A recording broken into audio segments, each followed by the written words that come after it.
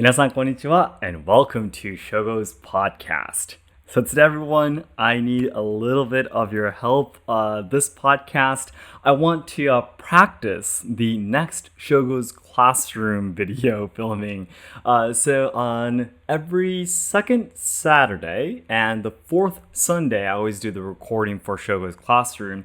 I just said I always do, but I've only done once yet. But anyways, the next one is going to be the second Saturday, which from the point I'm recording this right now is going to be in about just 2 days. Today's a Thursday when I'm recording this.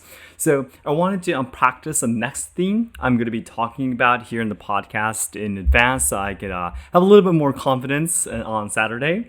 Of course, you speak English and I practice this in advance, but the feeling of if I'm actually going to be having someone listening to it or not completely changes how I speak and how I act. So yes, I just wanted to kind of make this into a shorter version and kind of see if the new whiteboard that I've made, how do we always makes the whiteboard for me, if it's functioning well or not and such. So today's theme, by the way, this week's theme is the history of samurai. So basically, if you try to understand the history of samurai, basically you'll understand Japanese history because for 3/4 of Japanese history, samurai has basically been the main character, So if you understand the history of samurai, you can understand the history of Japan. So I thought maybe this kind of, broad but important theme is something I can do in my Shogo's Classroom video series. So I'm going to be quickly introducing this to you. So I unfortunately can't show you the whiteboard right now. I'll still keep it a secret until I actually make the real video. But basically I divided the history of samurai into 4 sections, just like in my first Shogo's Classroom video, how I divided into 4 sections. The number 1 is the Heian period, birth of samurai. Number 2 is Kamakura Muromachi period, samurai obtain power. Number 3 is the Sengoku period, samurai fight over Japan. And 4 is the Edo period, samurai rule Japan. So let's start from number 1, the Heian period, birth of Japan. So in order to first of all understand how samurai were born, we need to first of all understand how Japan itself was born in the first place. So Japan, if we start from the most ancient, the oldest time era, it was called the Jomon era. And also the second one was Yayoi. So the Jomon and Yayoi were the oldest time periods that exist in Japanese history. But basically the difference between Jomon and Yayoi, first of all, Jomon is much longer than Yayoi, but Jomon was the hunting and gathering era. And then Yayoi period was when Japan started actually making crops themselves. So basically, making rice, harvesting rice is when Yayoi period started, basically. So this difference is very important. Now, the reason why the timing when Japan started making rice or crops themselves is so important is because this is when the rich and poor was born. The Jomon period is believed could have been longer than 10,000 years. But it is believed that there was hardly any wars at that time because basically you go and hunt, you go and gather. There is not much difference between the rich and poor. But once you start making crops, you start living in one place. And once you start making crops, there will be a difference in rich and poor because it depends on how much resources you have, right? Yeah. So from the Yayoi period, there's started to be some small, basically countries and tribes, all over Japan, and they started to fight each other. So this is when war started in Japan. And from here, all the small countries started to create one strong administration, and that was called the Yamato administration. Yamato administration was basically the first unified government. It was kind of like all the leaders coming together to create one administration kind of thing. And of course, the top leader of this administration eventually becomes the imperial family today, the emperor today, basically. And when they created this huge power, this is the biggest power in Japan, they needed a system to try to control whole Japan, right? And when they were doing that, they needed a land system, basically, to try to control the amount of land that people can have and basically make them pay taxes to run the country. Yep. And eventually, they struggled a lot with making this system. They said that the land is ours, but we're basically, lending it to you. Yeah, and they just taxed the people with with heavy taxes. And they said, no, I'm not going to be staying here anymore. I'm leaving. And they just started just running away into the mountains. And it didn't work. And they changed the system over and over. And eventually, they got to the point where they said, okay, so we need you to make crops and we need you to pay taxes. And how about we say, if you cultivate the land yourself, the land will be yours, but you will have to pay taxes for us, kind of thing. So the more land you cultivate yourself, the more land you had, basically. And if you pay the taxes. So everyone, that's really beneficial for the people who who are on the commoner side, right? Because the more land they cultivate, that's theirs. So they went around and they got all the land. And of course, the rich people were able to get more land. And if one person has a huge patch of land, they need someone to protect it, right? Because eventually some other person might come over and just steal their land. So this is when samurai were born for the first time. Again, samurai, this noun was born from a verb called sabra, which means to serve. So basically, to make a long story short, samurai were first born as bodyguards or people who protected the lands of the aristocrats. Yeah. So this is how the warriors in Japan were born. And from there, the samurai started to gain more and more power because the aristocrats basically often fought each other to be the next emperor or to have more power and such. And basically, what was their, the power, how to decide which aristocrat is stronger than the other was basically how strong your samurai were, how strong your warriors were. So the aristocrats, in order for them to basically win against the battles between other aristocrats, they gave more power and more power to the samurai. And then eventually the samurai were like, well, we are this strong. Why do we have to listen to the aristocrats in the first place? Right, because they are barbaric men in the first place, with fighting skills. Why do we have to listen to you guys in the first place, right? And this is where it changes into section 2, Kamakura Muromachi period, samurai obtain power. So there were a lot of samurai clans already at that timing with a lot of power, and the first two samurai clans that fought each other was Heiji and Genji Heiji. Were two families. Basically, it's really hard to say this in English because Genji and Heiji have different ways of reading them. If you read their last names individually, it will be Minamoto and Taira. But when you put the, basically, this is the last name kanji together, it would be read Genji and Heiji, so it's read completely different, right? But anyways, so these were the two most powerful samurai clans that fought each other, overpowered in the beginning, and eventually the Heike side, the Taira side, was stronger than the Minamoto side. But eventually the Minamoto side took over power. They defeated the Taira clan, and they started the Kamakura Shogunate, the samurai government for the first time. And from there, the samurai rule began. The shogunate basically was a system where they got the privileges to rule Japan from the imperial family. And the Kamakura was built in Kamakura, in a place called Kamakura, so that will be near the Kanto region near Tokyo. Yeah. So this is when the samurai rule started.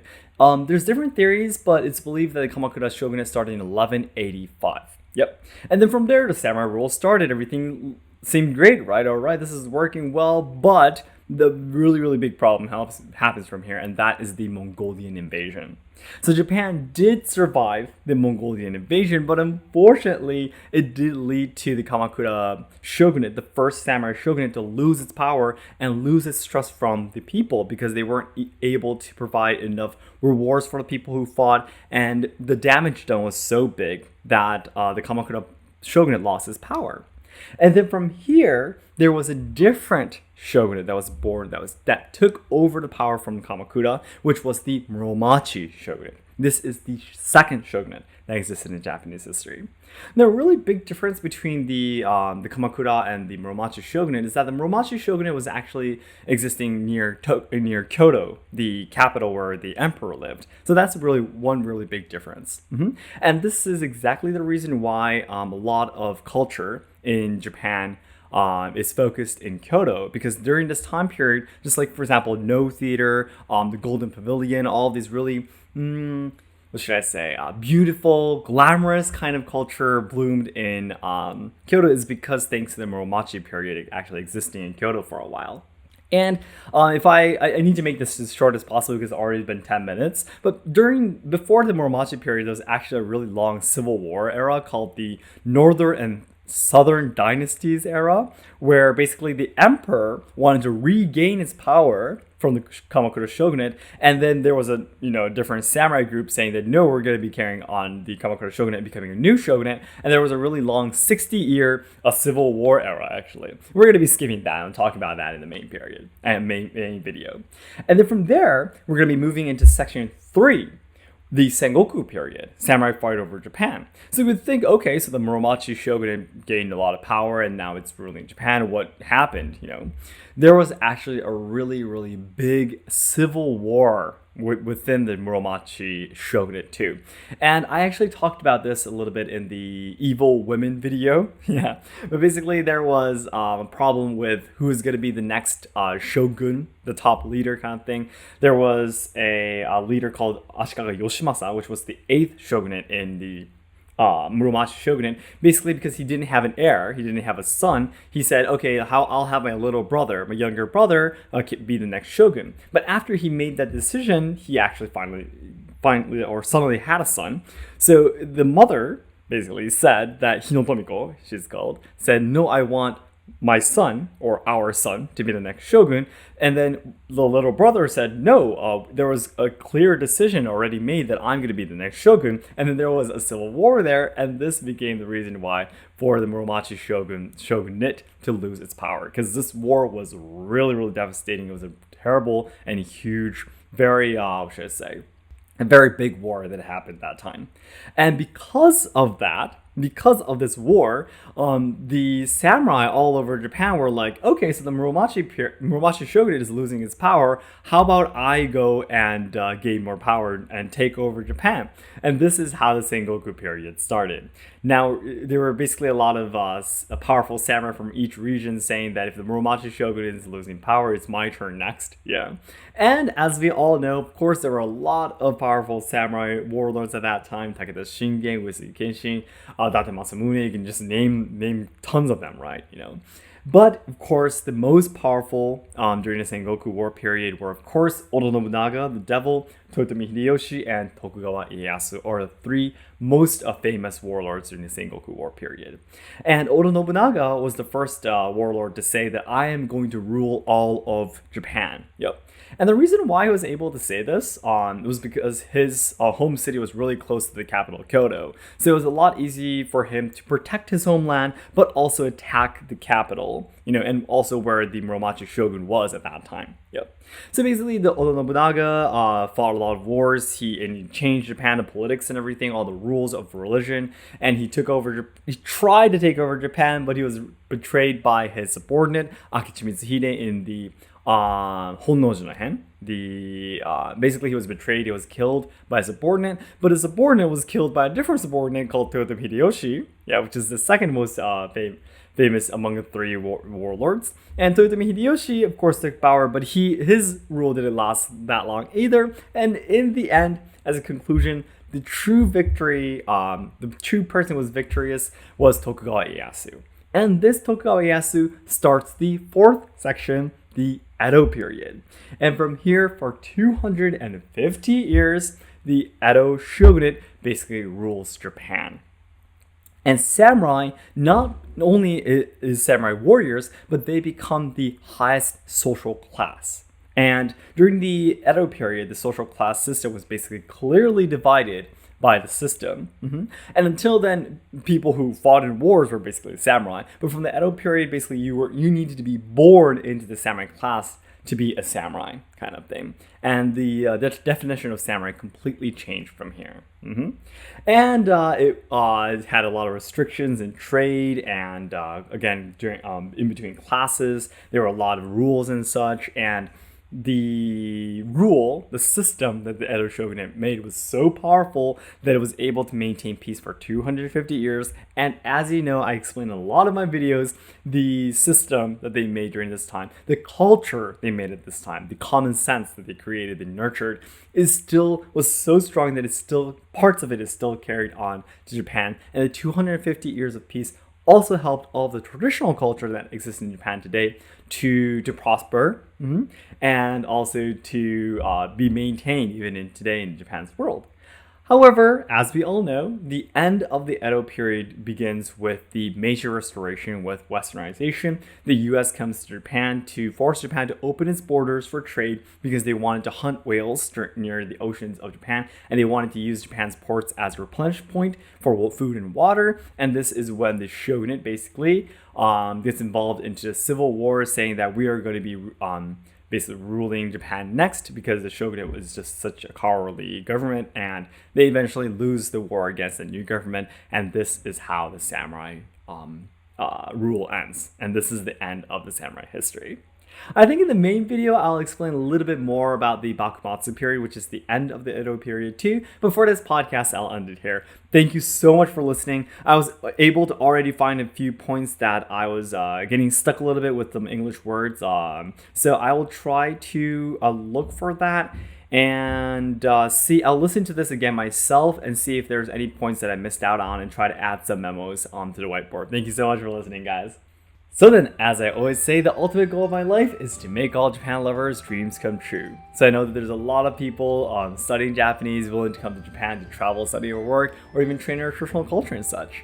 However, I am very afraid that Japan will not be able to make everyone's dreams come true in the future because we're facing a lot of social problems. We are losing our traditional culture, and the younger generations who are supposed to be carrying on the good things about Japan are dying because of all the social issues being shoved against them. So I want to dedicate my life to try to make Japan a better place. I want to try to solve the social problems, preserve and evolve traditional culture, and also help out the younger generations so they can have a better future. And to do that, my first step is to achieve 2 million subscribers by January 2023 on my main channel, so your likes and comments will help to boost my videos to new viewers who have never seen my videos before, so it'd be great if you can help me out. Thank you so much, guys. And all of the other steps that I have in mind I'm working on them as well. The merchandise are all very close to being completed.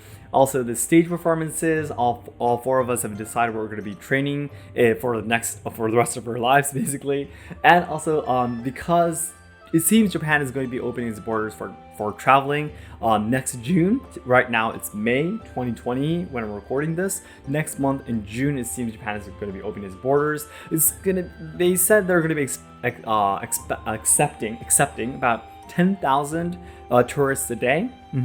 So yeah, that's going to be really, really great too. And I'm definitely going to be challenging myself in the tourism industry myself. So I hope you look forward to that too. All right. Then everyone, thank you so much for listening, and I'll talk to you again in the next podcast. Thank you so much.